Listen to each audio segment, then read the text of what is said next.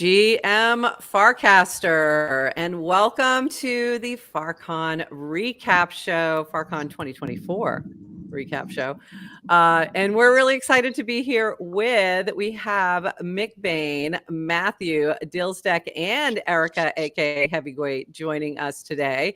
McBain's got like birds chirping in the background. I mean, like he's all chill.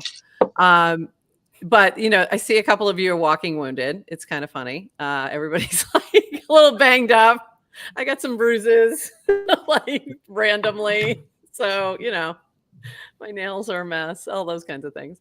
But just kind of before we jump into what we're going to try to do is kind of talk about each of the pieces of FarCon and just do a quick recap of what happened and any highlights and things like that. Then sort of some overall impressions, and then we'll talk about sort of, you know, the current discussion happening on Warpcast regarding FarCon 2025. But just really quick, how are all of you today? Are you recovered yet? Are you still sleepy? How's everyone doing? Feelings check-in. I'm literally coming off a red-eye flight from LA right now, so I'm feeling great. Why do you do this to yourself?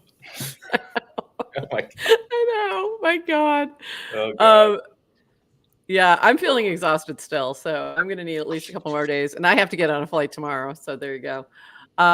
It's not happening. Like, I'm not getting caught up for another week. Right before this show, I'm like, I need a nap, but nope. We go. Okay, so let's start with, we all get there. It's Wednesday. I got there Tuesday, but it's Wednesday, and the welcome party is getting rolling. Before that, Adrian and I hosted a little GM Farcaster happy hour on the roof of the Hotel Irwin. That was amazing. I think Matthew was the only one who was able to make that one because you all were getting ready for the sunset welcome. So talk a little bit about that, and maybe I don't know who wants to sort of kick that off. I know Erica and Matthew, you were running around, and I think you all were running around in the backgrounds. So whoever wants to grab that and just kind of go over like what happened, what we did, how it went.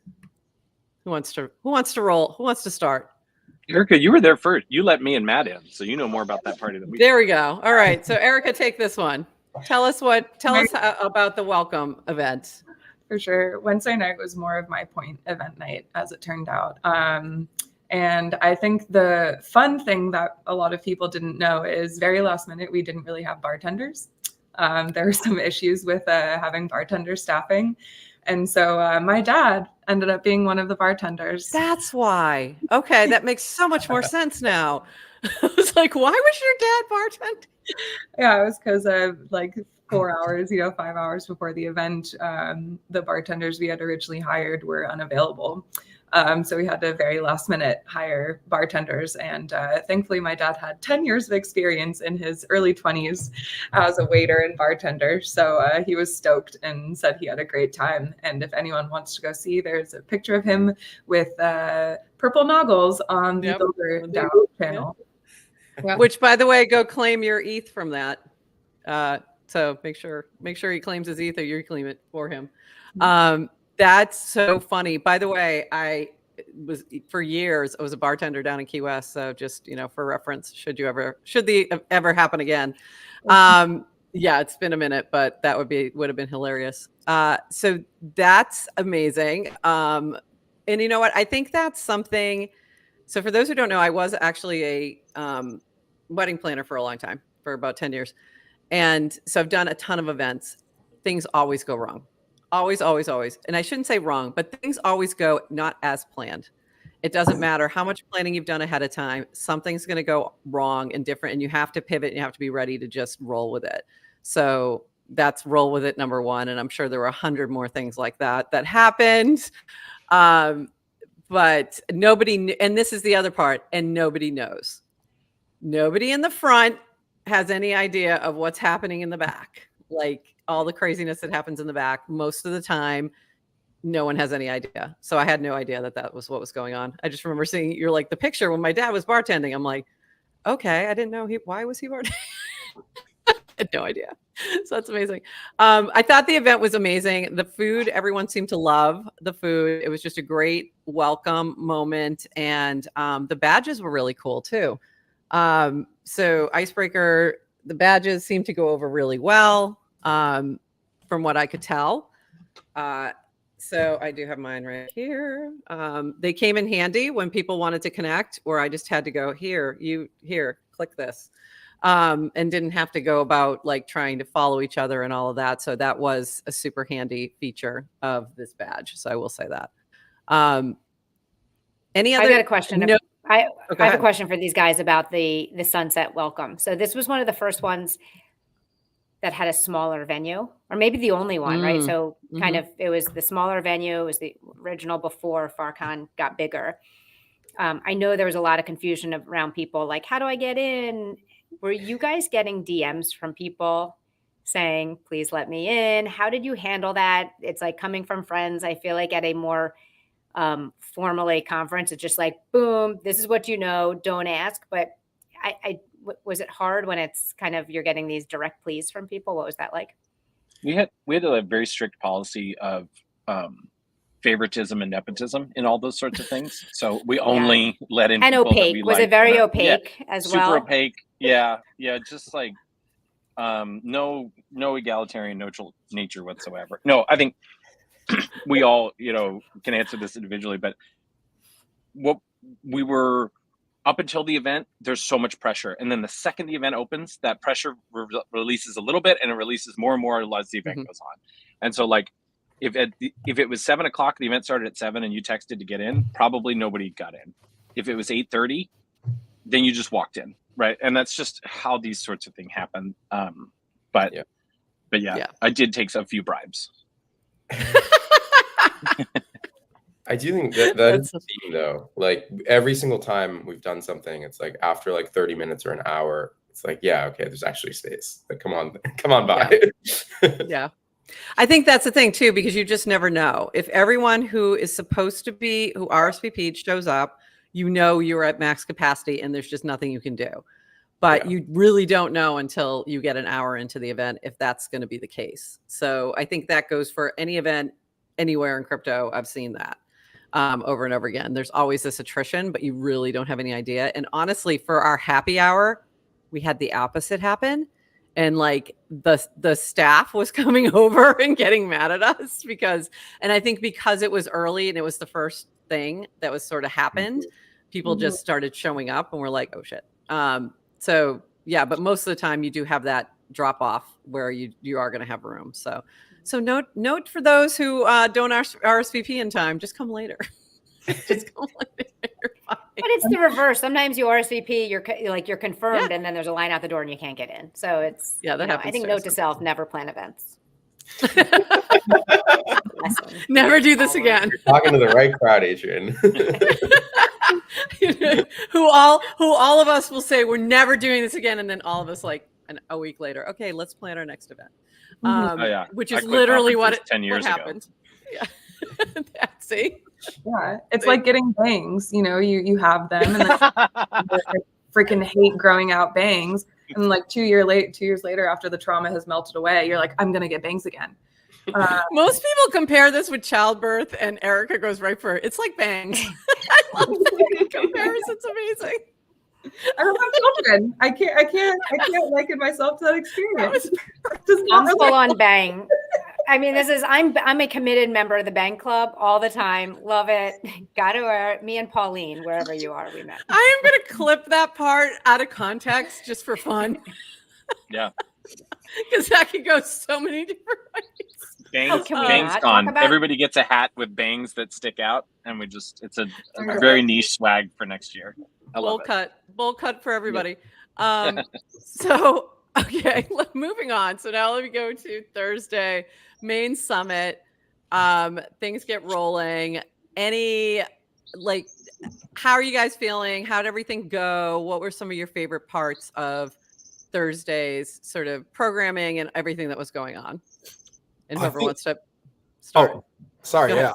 I was pretty surprised that not a ton went wrong on Thursday. maybe other people have like behind the scenes stories and etc. But of all the days, I wasn't really hearing like messages being like, oh, like something happened or this or that. You know, maybe there was little like I helped cover the check-in booth when the icebreaker folks wanted a break, which is totally fine. They were doing an excellent job there all day, but I don't think there was any sort of issue. It was cool that there was so much activity in the area. There were people like even outside of the gate trying to peek in, be like, hey, what is this thing, etc. What's going on? But, Yeah. yeah. But my favorite thing about Thursday, other than all the talks, etc., was just that it made that little like Windward Square of Venice feel like Farcasterville, Farcaster City, whatever you want to call it. You know, everyone was everywhere. And all the other days had similar energy too, but I think Thursday, like really, you could really feel it. So that was awesome for me. That's funny that you said that. I said that a couple of times. We're like, I could live here as long as all of you are here. Like, it was really fun to just, you'd walk over to Minotti's and everyone would be there. Like, there would be people there. You'd walk down the boardwalk. When I first got there, I ran into Matthew. I'm like, hey, that's Matthew. It's not something, in my normal life, I don't run into anybody. So that was really cool. That was really fun. Yeah. I mean, I'm still here and I'm not running into Farcaster. So it was a fun Now time. it's sad. Yeah, maybe if 1/10 of the energy can stay here. But yeah. That was really fun.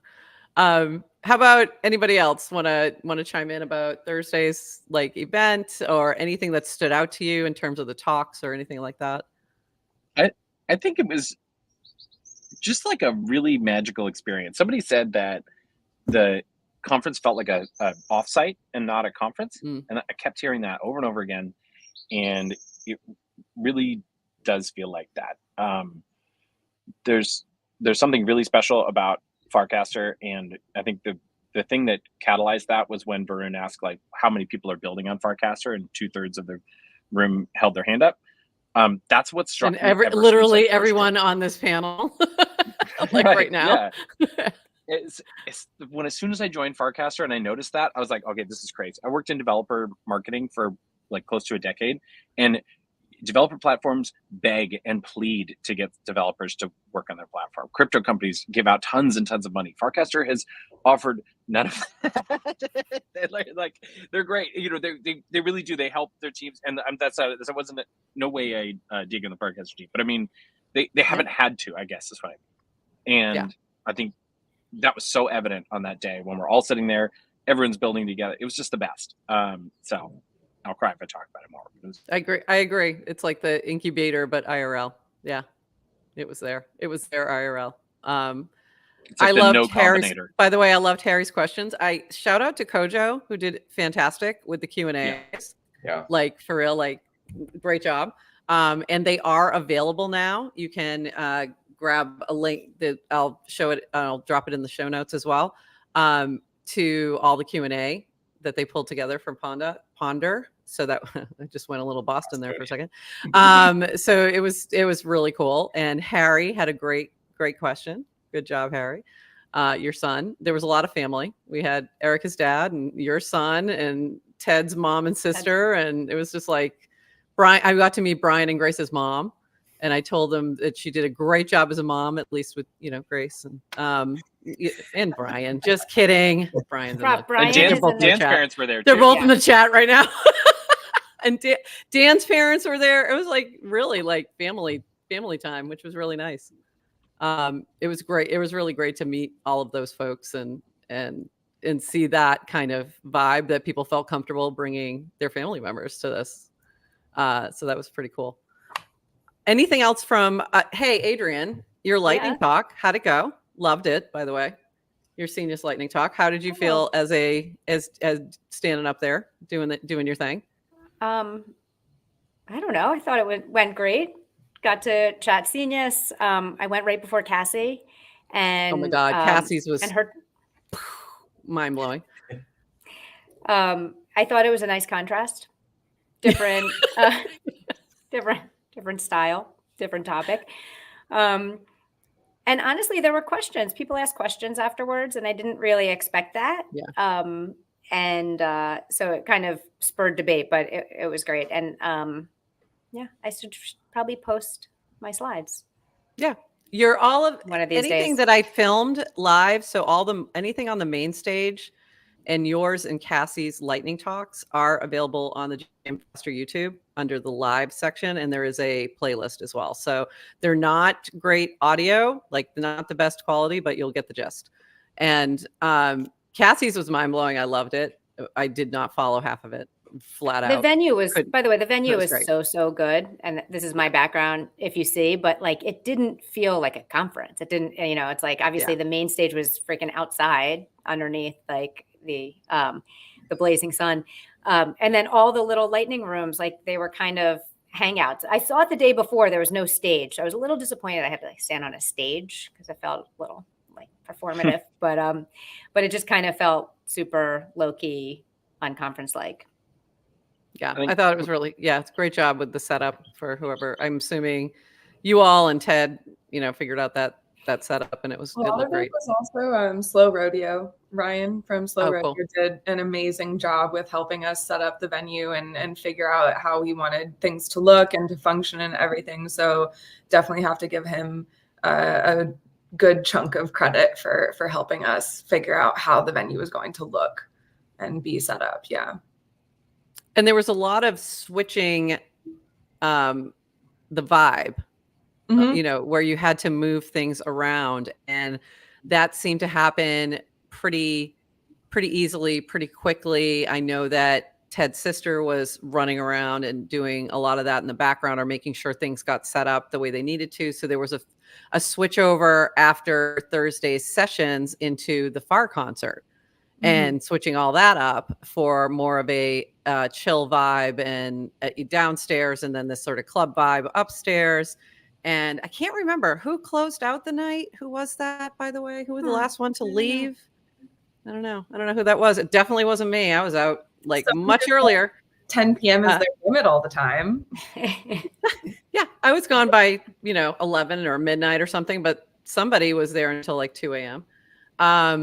Yeah, That would little be known Adrian. fact. Give me a DJ set and then I don't go home. There you go. Who would have thought that? Who would have thought? Not me. Not me. Not the If my bestie did not Jack expect the wasn't- Gen Xer to be If my staying bestie to the if my end. bestie Jack wasn't last, I could have snuck out, but I had to stay for his set.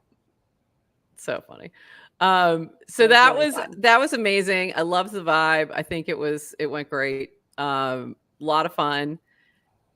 Really quick, the swag was incredible. There was some amazing swag. Yeah, I'm wearing the same Everyone's thing. wearing Yeah, everybody's wearing swag and my hat. But the swag was pretty impressive, and I loved the setup downstairs. I think there was, you got to experience a couple different crypto commerce things, which I think is really special. That we had, God, why am I blanking, Erica? Help me right now. Help me. Slice, We had Slice and whoops. Safe? And wallet, Yeah. Coinbase wallet. What? We had No. 3 different commerce solutions that everyone experienced Thank you. at FarCon. We had Slice, which was the base cafe and the base merch store. And then we also had Coinbase Commerce, which were a couple of the merchants on the right-hand side. And then we also had a couple of unofficial customers, which, by the way, Unofficial is the company that I'm building with Christopher. And that was powered through Coinbase Commerce, but we allow for different functionalities on top of it. So we had 3 unique different solutions for commerce and merchants within FarCon, which was great. It was the community got to fantastic. display, what we're all building.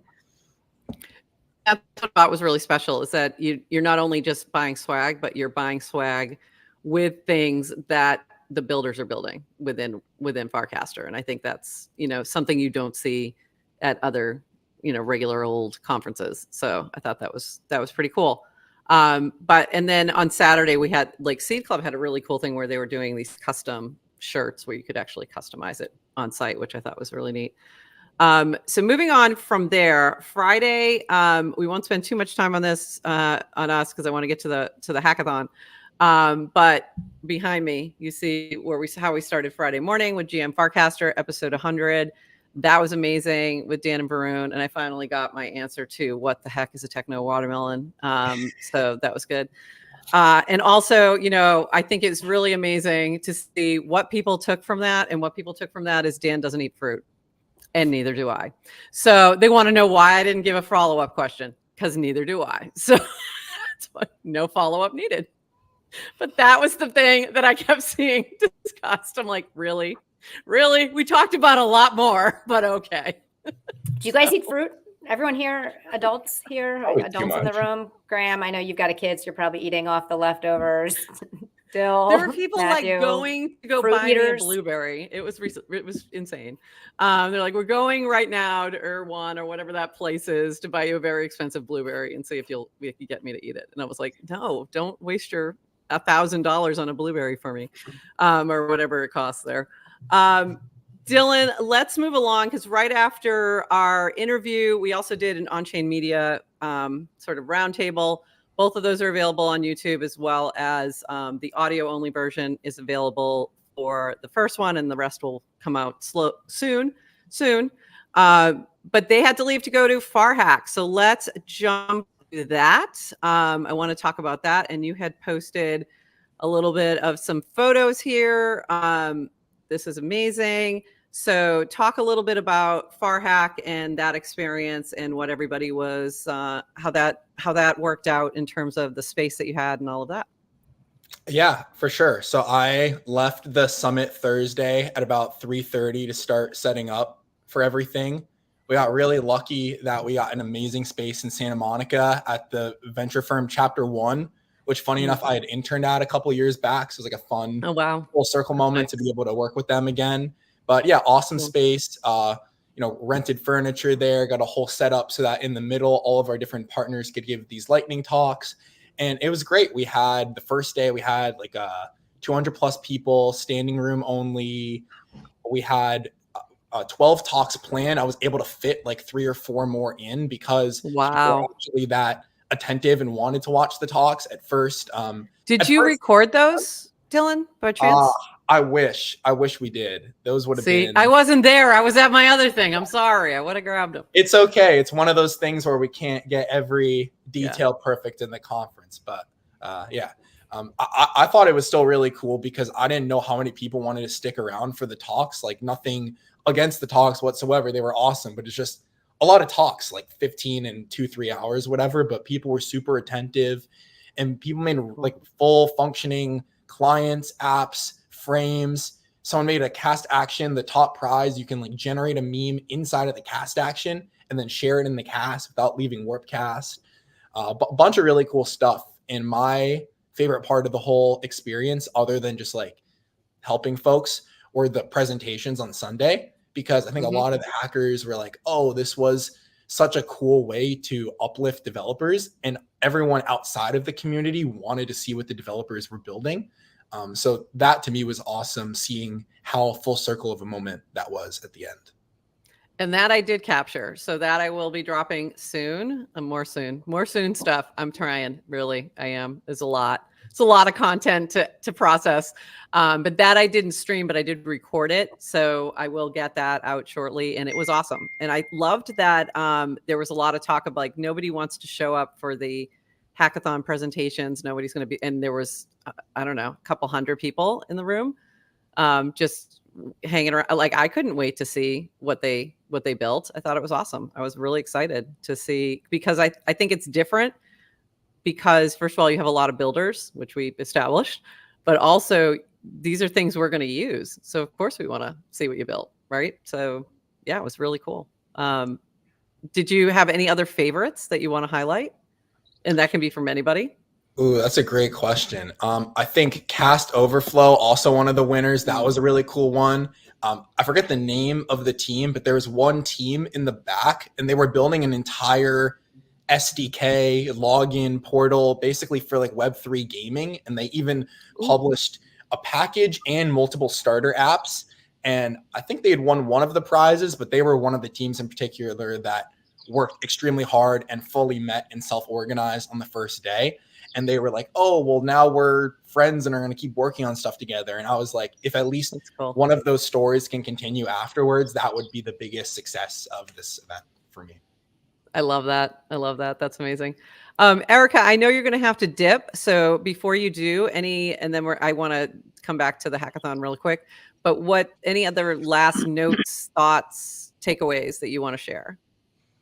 I think the main thing is I enjoyed FarCon, and all of the 6 months of planning and everything was so worth it because I got to see so many people just meet each other in person.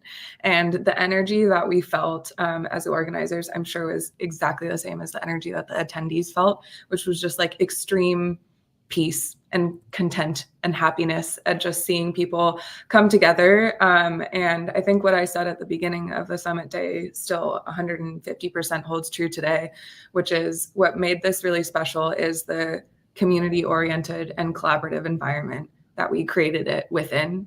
And whatever we can do as individuals, as groups, as people with followings or influence to maintain that energy. Yeah, I just want to sit in the sun of this beautiful energy as long as possible. And I know, as spaces grow and everything, that's harder and harder to maintain. But if all of us just try, 1% every single day, then I think it is achievable to extend this period of collaboration and really, really orienting ourselves towards community generated content. So I'll end on that and say thanks for having me. Amazing. Thank you for popping in. I know you have a busy schedule getting back home. So we will see you. We'll see you around in Farcaster. But we're going to continue. We have a few more things to chat about. But bye, Erica. Bye. So Dylan, just back to that. There was a few things that I saw that were just really cool. Like I loved the billboard thing. For me, as who's creating content and bringing in sponsors and things like that, I was like, whoa, okay, there's so many things I could do with this. Like that one was really cool to me, but every single one of them was great. Was there anything that didn't make it in the top 10 that you were like, wow, or maybe it wasn't quite ready, but is going in a direction that you thought was neat that you want to point out? That's a good question. Yeah, I think, like one of those I was talking about with those guys in the back, I would have loved to see it just for their effort. Zach Terrell and Greg rebuilt Farcaster Network V2. Would have been cool to see them demo as well. I know they had been working on that for quite a while. They were grinding, and like we had 2 venues for the hackathon. They went to like the quieter one and were kind of just there heads down the entire time. But they did a really cool launch with their thing. Osprey and Euler Lagrange. Yeah. Basically, I forget like the easiest way to explain it. But it's like attesting to your Web 2 finances or your Web 2 bag kind of. But they had an entire like Apple test flight out, which I don't think anyone had. Wow. So that alone was super cool that they had that in a span of a weekend. Someone had a supercomputer there for people to use, like a 50 gigabyte memory computer. People really went out. I think even like Saturday, the last official night of the hackathon, there were still 20 to 30 people there when we shut off at 10 p.m. And I felt like so bad having to let everyone go. But the worst part to me was that everyone kept asking me, like, where can we keep hacking? And they were like, like, we're going to this pub. Like, can you come and I need to ask you a question? Or, like where there's like free Wi-Fi. And I wanted to just like invite everyone to my place or whatever. But yeah, no, I think that was cool that people wanted to keep. That's really cool. So you needed like a 24-hour space for next year. That's crazy. That's wild. We were contemplating it, but where the venue is, there's like a security issue, which I understand as well. So, but also, it's probably not the best habits to encourage. People need breaks. People need breaks. Definitely. Yeah. For your own brain. Builder lifestyle.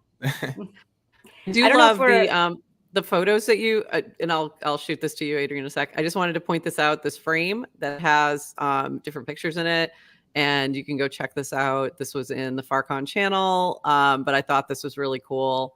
You can check out all these different pics, and so thank you for sharing that, Dylan. And go ahead, Adrian. I just had a question, and I don't know if it's too soon to ask, but what are your thoughts on keeping FarHack coinciding with FarCon? Are there benefits to keeping them together versus kind of having separate hackathons in the future? So I'll make two public comments on this. I think the first thing I'll say is there is 1,000% going to be a future of FarHack. What that looks like, I don't fully know yet. I've had some time to think about it. There's still some more time to think through stuff. But I think like there's something really powerful around this idea. I think to the second point, there is something really powerful around doing them around IRL conferences as well. I want to stay somewhat aback from that because I think like from this year, the FarCon organizers, we want to take a step back and let everyone know that like FarCon is and will be a community driven thing. And I'm as Graham Speaking said, of, good timing. yeah, I'm sure that we would love to selfishly help, etc., things of that nature. But the goal isn't for us to be organizers just to say that we're organizers multiple years. And that shouldn't be the goal for anyone. Like, oh, we're running it in this city because it needs to be in this city. It should really be about what the community wants and what's best for them. So as that takes shape, I think having hackathons around that as well would be cool because nothing is like that in-person energy. But I think other than all of that, there are some really interesting angles that a Farcaster native hacking experience can bring. And the one kind of like note I'll give there is this was one of the most, in my eyes, Farcaster native events that we did at the conference. Matt built out fully Farcaster native hackathon platform. Hackers voted in person in a frame that Horsefax made. We had the tickets from Unlock and Icebreaker. So there really wasn't a touch of the Web 2 stack that we had to go over. And I think there is something to be said about kind of building around that Farcaster stack, it being unique, but us also being able to then do really cool stuff on top of it. Yeah, Awesome. I love that. I loved the live voting frame. That was really cool that we just, that popped up, and that was exciting to be able to participate in. That was really fun. Yeah. And I know we're moving in. Oh, sorry. I was just going to say, Nope. it was one of my coolest frame experiences, voting in that frame. Yeah, that was really cool. And I was like, ooh, I need this for something. Immediately afterwards, I'm like, hey, can I build something else on this? This is really cool. I just wanted to clarify one thing. So, Dylan, when you talk about FarHack will continue, doesn't necessarily need to be organized by the same people, maybe. And obviously the same thing with FarCon. But can we all agree, Matthew, in events, you're stuck with us? Like you can't go anywhere? Yeah. Yeah. I mean, I loved it. Like, I mean, pivoting the company to mostly be a FarCon company for 2 months, but it's amazing. I mean, it's awesome. Like, that's what I love. Like, if you try to say another events platform is going to take over, we just won't let you. So, yeah, sorry. No, I appreciate it. Yeah, it was great. And it was really, what was awesome too, is to be able to go to the event site and click FarCon button and everything would be there, or click my events and everything would be there. And that was awesome. And I loved that. So thank you for that. It made it so easy. It was so easy. So it's the worst it will ever be. Let's put it that way. There's so many notes, like so many things that I took away. Like, okay, this needs to be better. This needs to be better. But like, it went mostly without a hitch, which was awesome. It wasn't like me. That's always going to happen if you're building something new, but also with any kind of event. You always walk away with, this could have been better. That could have been better. I wish I did it this way. Wish I did it that way. Everything, certain swag. Yeah. Like, why did I do that to myself? Yeah. All those kind of things. It's the worst it'll be, but the chat loves it too. Yeah. You're very happy. Events was a lifesaver. Events was a great user experience. Yeah. Happy. I mean that in a good way, hopefully though. Like it'll get better. Especially like Farcaster, apparently their Merkle's releasing programmable DCs like today. Right. That would be huge. I'm just like, wow, like this would have been that would have been huge. It'll help so much for the next one, right? So that would be huge, because I would love to, if I had been able to shoot out reminders that went right to somebody's DC. Of course, that's amazing. Or to a group chat. So fantastic. Yeah. Or to have people be able to opt into different options if they wanted to go to their phone, if they wanted to go to their email, if they want, be able to choose, your particular path, what works best for you for reminders. That's fantastic as well. So I think there's a lot you can build on, but also it was great. So, both things can be true at the same time. So I want to pivot back to this from Graham. just to make sure we've read it because I put it on the screen, but we also have people who just listen. So this is from McBain. We officially release ourselves of all ownership of FarCon 2025 or beyond. It's yours now. We can't wait to see what you do with it. FarCon 2024 team. By the way, was everybody on board with this? Was this a group Yeah, I decision? mean, this is basically our George Washington moment. So, picture all the Nice. 2024 team in George Washington garb. Venice Beach was our Valley Forge, and now that the battle is won, it's time. But really, the point of this is just, this is a permissionless network, right? And nobody owns the trademark on FarCon. And so short of that, it should be up to anybody. And I think the most important thing is we're not saying like, we don't want anyone to ever talk to us about FarCon again. It's like, no, we just think that we had a great time. It was really wonderful, but the Ethereum community has done the ETH Global thing, and maybe there's room for somebody to do that in Farcaster, but we're not the ones that are going to do that. And if anybody else wants to host a FarCon or any sort of Farcaster event, message anyone on this team, maybe in like a week or two, and we'll get on all the calls you want. Not today. Yeah, not Don't today. DM me No. today. Yeah, yesterday was my birthday. I just got home on Monday. Like, leave me alone, But so for me, I think it's we got to release this. There's this, Tokyo people want to do it, and New York people want to do it, and I just think that's awesome. And I trust the community to do the right stuff with it, right? Like Dylan started FarHack and is not yet decided what sort of level of ownership he wants to have over that. Perfectly like valid and reasonable take to have at this moment, right? He can decide if he wants to own it or not. Awesome. And so that's how I think about FarCon. Is like, it's a decentralized thing. So let's just free it up. I think that's the right way to go about it. I think that's amazing. And also, my comment to this discussion of New York versus Tokyo versus, Chicago was, why not both? Obviously, right. Like it's a decentralized protocol. There's no reason it can't be a decentralized FarCon. I loved that there's Far Away Con happening in London on Friday while we were doing our thing in Venice Beach. And, all these things can happen either at the same time or at different times. There's lots of different ways to approach this. And I think the ETH Global comparison is really good. I think, why not? I don't expect that everybody on the other side of the world is going to be able to travel to North America and vice versa. So, right. I said this morning, I'm like, there's like a 0.1% chance I'll go to Tokyo. There's a 99.9% chance I'll go to New York or Chicago, but also I would expect the same thing for somebody who's in Japan would be the reverse, and that's just life. If you have kids and family and all this stuff, it's sometimes hard to travel to the other side of the world. So you have to make your choices, but why not both? Let's just do both, people. I think my big thing is it's either owned, the brand is either owned or it's not. And right now the brand is not owned by anybody. Nobody has a legal, I'm the only person that has any sort of entity that is the word FarCon in it. And I'm not staking any sort of claim to it. And so that's, unless somebody wants to, then it's free.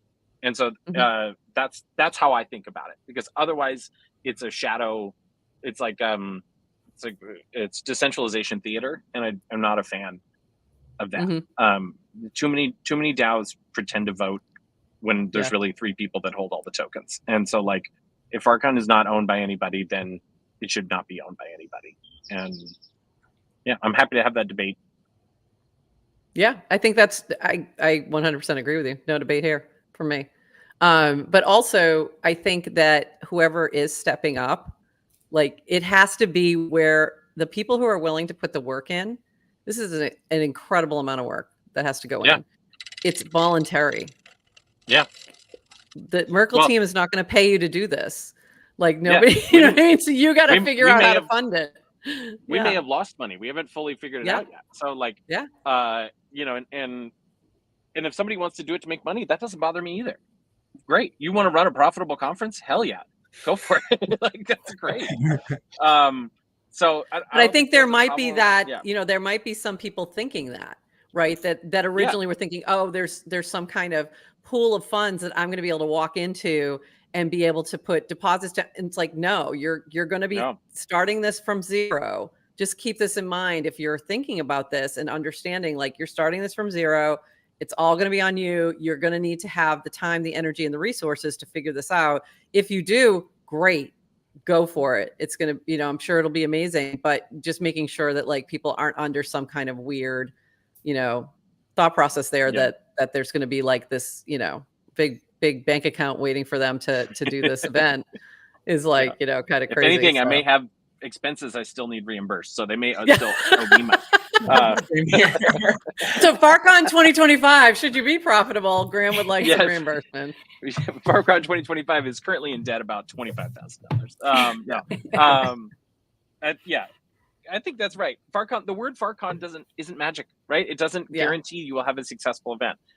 If people want to throw an event around Farcaster and put the name FarCon on it, it's going to be a lot of work. And everybody who's worked on it so far will happily help as much as we can, as long as you use events.xyz. It's like a super simple decision we've all made. Can I just say one thing though? Like, I mean, all the talk over picking cities and everything is one thing, but if Farcaster continues to grow, like, you're not going to want to host it in one city. It's going to be a stadium. Right? Yeah. It's going to be like Taylor Swift size. Speaking of, that's where Ted is, by the way. The fact that it's in different cities means that it can kind of start to decentralize into this constellation that becomes a little bit more manageable. Exactly. And, I had someone ask about, like, I forget what city it was, like Philly or New York. And it's like, okay, maybe Philly doesn't have that many people today, but like one of my friends, one of our friends, Limone, started ETH Rome, and it's like maybe a couple dozen people in a room, first one, and then maybe a few years later, it's like a couple hundred people. And so it's cool that, like, if someone wants to take it on and start it up in their city, like, it can get started and then grow and grow and grow. And so I think that's kind of. I think it's important to, last year was 70 of us in a room. Yeah, exactly. So that's, and this year it's 500 in a room. So that's okay. And, and this year there was about 70 people in FarAwayCon in a room in Europe. Yeah, exactly. Or London. Perfect. Sorry. In London. And where is that in a year from now? So it's like you already start to see different kind of seedlings. Exactly. And I think I'd rather see smaller ones all over the place, because then that means more accessibility to more people than one big giant stadium full. Like that to me doesn't excite me. Like, we've already got some things like that and they're fine, but that doesn't excite me the way that a smaller type of event does. Where where we can have these it's just better for connecting. And again, I think it kind of speaks to social media versus social network.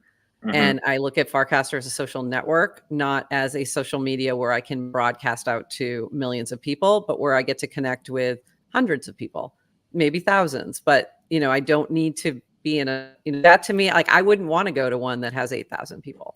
Yeah. Like, that to me wouldn't excite me. Like, even conferences, even if I was on a stage, by the way, even if I was on a stage doing that, like, that doesn't excite me. Being in a smaller room, in a smaller space where I actually get to connect with people is much more important to me.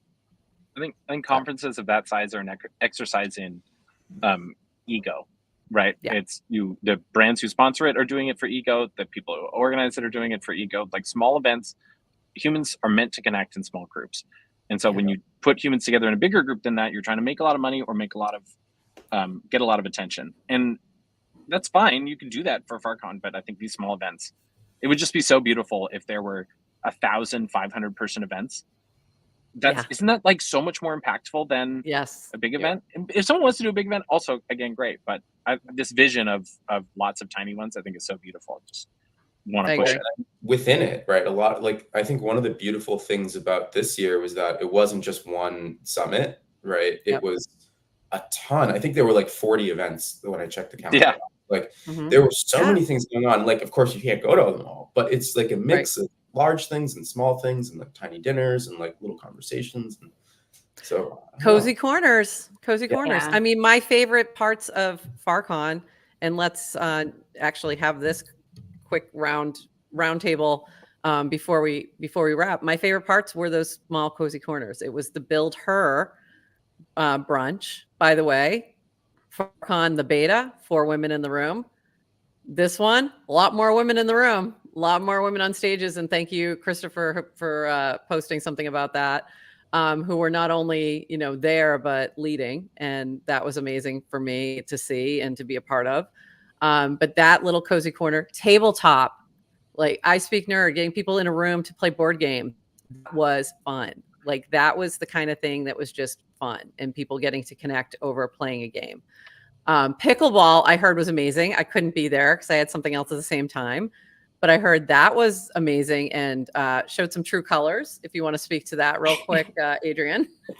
Were any of you guys at pickleball? Matthew, you stopped by. I was an audience member. I didn't actually. What did you think of it? I thought it was awesome. I was so happy to see, like, it was kind of like this different element, like not like we've never all like had this big sporting event together. I saw you were fired up. I saw Jack. I saw David Furlong was just like bursting his eyeballs, like it's so like menacing. Yes. Like, oh my god, like don't mess The with intensity. Menacing. Oh my god. It was there was so amazing. much intensity at pickleball. And you see, like, I mean, everyone's kind of a builder, founder type, like everyone's super, just like in it, and I loved it. It was awesome. And then there was also a run. There was an event at the skate park. I mean, there was all these like smaller moments. And look, these side people you had things the run. The side events Run. were so perfect because they were activities that you're doing with other Farcaster people, so you're able to kind of connect and bond. But they're also using Farcaster apps. So Ponder and Bracket, receipts for the run. So it's like, it still has that connection to Farcaster apps, which is so cool. That's so cool. Amazing. I have to run, everybody. I've got join me for Welcome to Farcaster in 10 minutes. But it's good to see you all. Thanks for having us. Thanks, McBain. Graham, And thank we'll wrap you. Thanks for having me. Everyone else can say. Yeah, thank you. And thank you for everything you've done for FarCon. We appreciate you. We appreciate you so much. And say hi to Harry. Really quick, Dylan and Matthew, your favorite parts, your favorite moments, your favorite things that you got to do. Other than the hackathon, I think the welcome mixer and the first part of the summit were great. Welcome mixer, I didn't know anything about that venue, so that was just like a whole surprise to me. Seeing that was like, even though it was like a smaller, intimate place, it was a really sick place. So seeing everyone come there together, get their badges, etc. Like that, the icebreaker line when we first got in there, like they were trying to figure out how do you wrap this line? I thought that was pretty funny. But then seeing everyone that first day when we got in, because I had seen setting up at Windward the day before, but then when you actually see it jam-packed with people and you hear Graham going 1, 2, 3, all eyes on me, and like it's all starting, you got this moment. It's like, wow, like we're really here. This is really happening. People are really sitting there silent, listening to Dan and Varun talk with Les's jackets on. So that was kind of the moment where it was like all starting to set in for me. Like, we have to mention the sparkly purple sequin jackets. Those were amazing. I need one. Amazing. Totally amazing. Matthew, how about for you? What were your highlights? I think, this is a couple of things, but I think for me it was Sunday morning or afternoon ish. So it started with the Far Hack presentations, and I thought that was just I was just in awe. I took a picture and sent it to my girlfriend. I couldn't believe that there were so many people. I could believe it, right? But I was in shock that there were so many people in this tiny community that were building and that actually shipped something, and it was amazing. So again, props to Dylan. That was that was awesome. And then right after the presentations, Caro at Serendipity messaged me and said, "Hey, do you want to go get barbecue with a group of us?" And it turns out there was this group that found this barbecue pop-up happening. And so we all went and got the most amazing barbecue ever. It was 6 of us. And I just, to end on that after the hackathon, I was like, this is amazing. I'm done. So Sunday was my favorite day. Those cozy moments. Adrian, any other last notes or thoughts and things that you loved and enjoyed? I think I can call out like different moments. And I liked kind of the balance between like everyone watching the keynotes and just seeing the magnitude and scale of what FarCon was, especially compared to last year. And then balance with the little tiny cozy corners, and did finding kind of small. But going back to something McBain said in the beginning about just the vibe, it's like you're feeling like you're with friends or something. I go to conferences. I've been to conferences and they tend to be exhausting because you're meeting new people for the first time and you're starting at zero and it's a lot of small talk and you kind of forget everybody. This one it's like the reverse. So it's not meeting in real life to take relationships later. It's people we already knew maybe and never met. So you're starting, it felt intimate and cozy even in some of the larger spaces. Yeah, I would agree with that. Like it's you're meeting your friends and sometimes your friends' parents. Which is kind of cool. Totally. You know what I mean? It's like Yeah. you're meeting your friends, even though you maybe the first time you see them in person. Yeah. But Speaking I would of agree with that. Dylan, I don't know if you remember this, but the first time we met, you told me your parents are crypto skeptics, and I have it on my my bucket list to have a conversation with them someday. Have they Well, they're changed their getting minds at there. all? I'll be in New York this summer, and my dad's on FarCaster now. So Oh, he is. Wow. All right. Let's Right. meet. Let's meet for a drink with them. I'm gonna help you. She's gonna take I care like of the it. Don't worry. Yeah. She'll take care of it. She'll get fully on board. She'll have them with a with Prof, some, what's your number one kind of highlight? I mean, it definitely are the episode 100 just for so many reasons, but just like the support of the community is the biggest reason. Like having people in that room supporting what we've been building since I'm getting choked up. Since September was pretty amazing. And to have Dan and Barun there for their very first podcast together, have it be there at FarCon in front of this group of people, that obviously was my highlight. But also just those moments of connecting with people and getting to know them just a little bit better, and just knowing that this is a true community of builders is pretty incredible. Like I loved the hackathon. Being in the space for like the hackathon brunch was amazing. Seeing what they built and seeing the announcements and the awards going out was amazing. Every moment, like I loved every moment of it, and can't wait for the next one, wherever it is. So, and with that, we're going to wrap, and we will be back for our regular GM Farcaster on Monday, except I won't, probably. So Adrian's is shopping for a co-host. So there you go. She's going to be co-hosting. She'll be hosting on her own with a co-host 2 weeks later, TBD. So we'll see how this goes. This is going to be fun.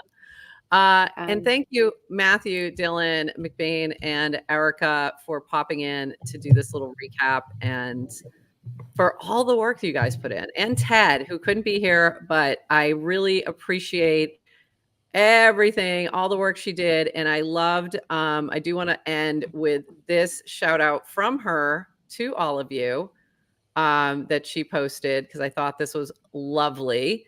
And the pictures here, these people helped make FarCon happen through blood, sweat, and tears. Shout out to Ryan McMillhill, one of the geniuses of Slow Rodeo and the visionary behind Saturday Night's Airplane Mode. He's considered creative, brilliant, funny as hell. FarCon wouldn't have been as good as it was without him. Immense gratitude, but also pictures of all of you. I love this photo of the 5 of you there. I thought that was amazing. So I just wanted to share that as we wrap. So thank you to everybody.